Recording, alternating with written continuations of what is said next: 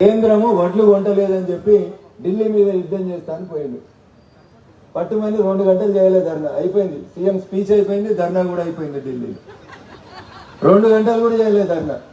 దీనికి 4 రోజుల నుంచి ఊతా ఉన్నారు, బాగా ఊతా ఉన్నారు. వాళ్ళకి నచ్చిన వాళ్ళు రాస్తా ఉన్నారు. ఏమని? కేసీఆర్ ఢిల్లీకి పోతాడు, ఢిల్లీ పీఠం కదులుతుంది.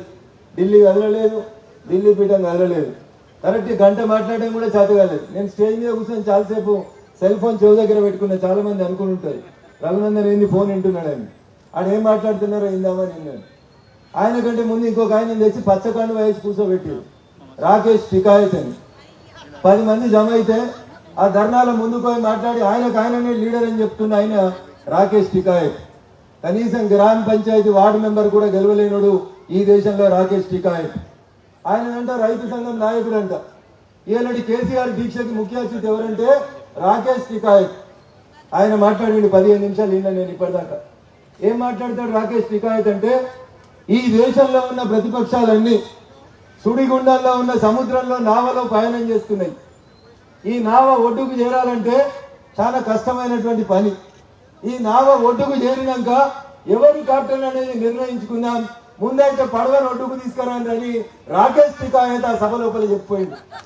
అంటే వాళ్ళ ముఖ్య అతిథిగా వచ్చిన ఆయనకే డౌట్ వస్తుంది. ఈ పడవ గట్టుకు లేదు, తీరానికి ఏరేటట్టు లేదు, దీనికి ఎవరు కెప్టెన్ ఉండేటట్టు లేదు అని చెప్తున్నాడు. ప్రతిపక్షాలు ఐక్యంగా ఉండాలని రాకేష్ టికాయత్ శుద్ధులు చెప్తా ఉన్నాడు. ఢిల్లీలో వార్డు మెంబర్ గెలవనోడు ప్రతిపక్షాల ముఖ్యమంత్రులందరినీ ఒక వేదిక మీదకి రమ్మని అడుగుతున్నాడు. ఆడ పెట్టింది రైతు దీక్ష కాదు, ఆడ పెట్టింది కేసీఆర్ దేశికా నేత అనేది ఓటింగ్లు పెట్టింది. నేను అడుగుతున్నా, ఉత్తరప్రదేశ్ లో ఎన్నికలు జరిగితే కేసీఆర్ దేశీ నేత అని ఓటింగ్ పెడతారు, గుజరాత్ లో దేశీ నేత అని ఓటింగ్ పెడతారు, వారణాసిలో దేశీ నేత అని ఓటు పెడతారు. ఇలా ఢిల్లీలో పోయి కూడా గవే ఓటింగ్లు పెట్టారు. మనం అడగాలి, వడ్లు కొనుమని ఐకేపీ సెంటర్ దగ్గరకు వచ్చి ముచ్చట చెప్తావా, ఢిల్లీకి పోయి దేశీ నేత అని ముచ్చట చెప్తావా? నీ పంచాయతీ రాజకీయమా, నీ పంచాయతీ వడ్లు కొనడమా అనేది అడగాలి. ఏ రోజుల్లో భారత ప్రభుత్వం లేదా భారత ప్రభుత్వ ప్రతినిధులుగా వచ్చినటువంటి కేంద్ర మంత్రులు ఎవరన్నా మేము వడ్లు కొనమని చెప్పిరా? ఈ రోజు దాకా ఒక్క మంత్రి, ఒక్క భారత ప్రభుత్వ అధికారి మేము వడ్లు కొనమని చెప్పలేదు. వడ్లు తెలంగాణ రాష్ట్ర సమితి ప్రభుత్వం కొనాల్సిందే, వాళ్ళు వడ్లని బియ్యం చేయాల్సిందే, వాళ్ళు చేసిన బియ్యాన్ని FCI కొనాల్సిందే. ఇక దీంట్లో రెండో ముచ్చట లేదు. నువ్వు కింద పెట్టినా మీద పెట్టినా ఇంకెన్ని రకాలుగా అబద్ధాలు చెప్పినా భారత ప్రభుత్వం రైతన్నల దగ్గర నుంచి ప్రతి గింజ వడ్లు కొంటుంది. అసలు పంచాయతీ ఎందుకు వచ్చింది? 2004 జూన్ నుంచి 2021 డిసెంబర్ దాకా ఏ రోజు రానటువంటి వడ్ల పంచాయతీ తెలంగాణలో మాత్రమే ఎందుకు వచ్చింది? 28 మంది ముఖ్యమంత్రులు ఉన్నటువంటి ఈ దేశంలో ఒక్క కేసీఆర్కే వడ్ల పంచాయతీ ఎందుకు వచ్చిందో ఒకసారి ఆలోచించాలి మనం. అసలు వడ్లు పంచాయతీ కాదు, రైతుల సమస్యలు కాదు, ఇక్కడ రైతన్నల యొక్క కష్టం గురించి ఆలోచించకుండా ఎంతసేపు రాజకీయం గురించి ఆలోచించడమే చంద్రశేఖరరావు చేస్తున్నటువంటి తప్పు. నిజంగా నీకు చిత్తశుద్ధి ఉంటే ఇతర రాష్ట్రాల్లో, పొరుగున ఉన్నటువంటి ఆంధ్రప్రదేశ్లో, కర్ణాటకలో, మహారాష్ట్రలో, మధ్యప్రదేశ్లో, ఛత్తీస్గఢ్లో కూడా ఇదే టెంపరేచర్ ఉంటుంది, ఇదే యాసంగి పంటలో నూకలు వస్తాయి. మరి ఆంధ్రప్రదేశ్లో లేని పంచాయతీ, కర్ణాటకలో లేని పంచాయతీ, ఛత్తీస్గఢ్లో లేని పంచాయతీ తెలంగాణలో ఎందుకు వచ్చిందంటే చంద్రశేఖరరావు గారికి దుబ్బాక ఉప ఎన్నిక తర్వాత అర్థం కాలేదు, హుజురాబాద్ ఉప ఎన్నిక తర్వాత జరంత అర్థమైంది. 10 లక్షలు మీ ఖాతాలు వేసినాం బిడ్డ, నాకు ఓటయ్యి అని తెలుగులో, హిందీలో, ఇంగ్లీష్లో కూడా SMS పెడితే వారిని 10 లక్షలు వద్దు, నీ పాడుముఖం వద్దు, నీ కారు గుర్తొద్దు అని చెప్పి ప్రజలు తిరస్కరించిన తర్వాత ఏం చేయాలో అర్థం కాక ఓట్లు కొందామనుకొని రాజకీయం చేద్దామని అనుకుంటే ప్రజలు నన్ను తిరస్కరిస్తా ఉన్నారు. ఏదో కిరికిరి పెట్టాలి, ఏదో గందరగోళం పెట్టాలి. నిన్ను ఇలా పుట్టిన పోరగాళ్ళంతా జై శ్రీరామ్ అనుకుంటా పోగొట్టు. ఎవరు నా మాట నమ్మేటట్లేరు, నిరుద్యోగులు నా మాట నమ్మేటట్లేరు. మా అక్క చెల్లెళ్ళు, డ్వాక్రా మహిళలు పావులా వడ్డీ, రుణం లేనటువంటి వడ్డీ ఇస్తామన్నా డబ్బులు వస్తలేవా? ఈ రకంగా ఎవరు నమ్ముతలేరు.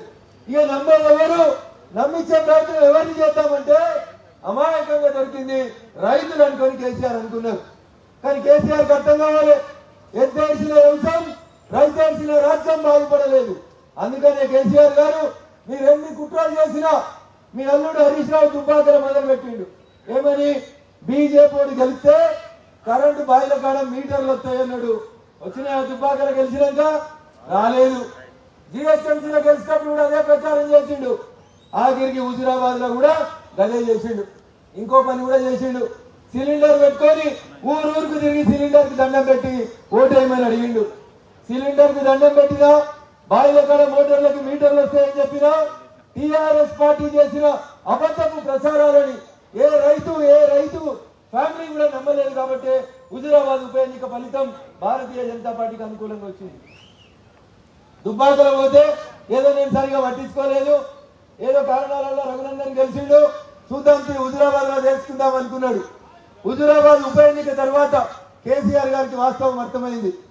ప్రజలు కేసీఆర్ గారిని టిఆర్ఎస్ పార్టీని విశ్వసిస్తలేరు అనేటువంటి విషయం అర్థమైన తర్వాత ఒక కన్ఫ్యూజన్ క్రియేట్ చేయడానికి, సమాజంలో ఒక కొట్లాటను క్రియేట్ చేయడానికి, రైతుల్ని భారతీయ జనతా పార్టీ వైపు యుద్ధం చేయించడానికి మలిచేటువంటి కుట్రలో భాగంగా మరి సారి ముసలాడైందో, వయసు అయిపోయిందో, పీకేలు ఏకేలు కేకేలు కాకాలని ఎందుకు తెచ్చుకోవాలని ఆలోచిస్తున్నాడో నాకు తెలియదు. కానీ ఒరిజినల్ గా అయితే సమాజాన్ని రెండుగా విడదీసి రైతుల్ని మన మీద కుసిగొల్పాలనుకున్నాడు.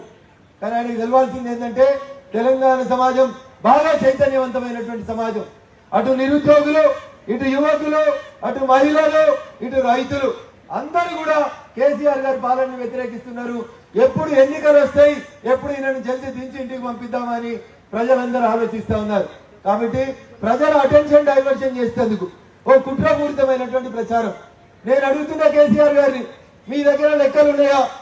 2014 జూన్ 2 నుంచి 2021 డిసెంబర్ దాకా మీరు పండించినటువంటి పంట కేంద్రం కొనకుండా నువ్వు ఇంకెక్కడైనా అమ్మినట్టు, నీ దగ్గర ఒక గింజ కొని అమ్మినట్టు లెక్కలుంటే ఒక శ్వేతపత్రం మేము అడుగుతున్నావు.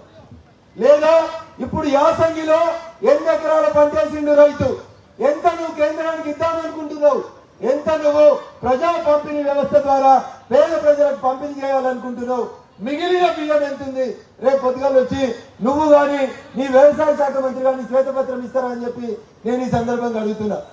వడ్లు కొనాల్సిన గల్లీలకి రారు, వడ్లు కొనాల్సినటువంటి నియోజకవర్గ కేంద్రాలకి రారు. పోయి ఢిల్లీలో వారం రోజులుగా ముఖం చాటేసుకొని రైతన్నల్ని రెచ్చగొట్టేటువంటి ప్రయత్నం చేస్తా ఉన్నారు. అందుకని మనమందరం రేపటి నుంచి ఒక పని చేయాలి. 119 నియోజకవర్గాల్లో మొన్న పోటీ చేసినటువంటి నాయకులు, 17 పార్లమెంట్లలో మొన్న పోటీ చేసినటువంటి నాయకులు, మనమందరం కూడా భారతీయ జనతా పార్టీ మౌత్ పీసులుగా ఎక్కడికక్కడ కసీర్ కాడికి పోయి 2014 నుంచి మొన్న డిసెంబర్ దాకా ప్రతి గింజ మేమే కొన్నాం, రేపు కూడా ప్రతి గింజ మేమే కొంటాం. కేసీఆర్ మాటలన్నీ జూటా మాటలని చెప్పి రైతన్నల్ని చైతన్యవంతం చేయాలని చెప్పి విజ్ఞప్తి చేస్తూ, చివరిగా ఇతర రాష్ట్రాల్లో ఏ రకంగానైతే కేంద్ర ప్రభుత్వం కొన్న తర్వాత మిగిలిన వడ్లని, మిగిలిన బియ్యాన్ని ఆ రాష్ట్రాలు మార్కెటింగ్ చేస్తున్నాయో చంద్రశేఖరరావు గారి ప్రభుత్వం కూడా అట్లా మార్కెటింగ్ చేయాలని చెప్పి మనమందరం డిమాండ్ చేయడంతో పాటు ఇవాళ ఢిల్లీకి వెళ్ళి వస్తారా, రేపు వస్తారా, ఇంకా వారం రోజులు రెస్ట్ తీసుకుంటారా తెలియదు. కానీ ఐకేపీ కేంద్రాలను వెంటనే తెలంగాణలో తెలపాలని చెప్పి, ఓపెన్ చేయాలని చెప్పి మనమందరం కూడా ముక్త కంఠంతో డిమాండ్ చేయాలని, ఆ దిశగా రైతన్నలందరినీ కూడా చైతన్యం చేయాలని చెప్పి మీకు అందరికీ కూడా సవినయంగా విజ్ఞప్తి చేస్తూ ఈ అవకాశం ఇచ్చినటువంటి వేదికకు కృతజ్ఞతలు వందనాలు తెలియజేస్తూ సెలవు తీసుకుంటా ఉన్నాను. జై జవాన్, జై కిసాన్.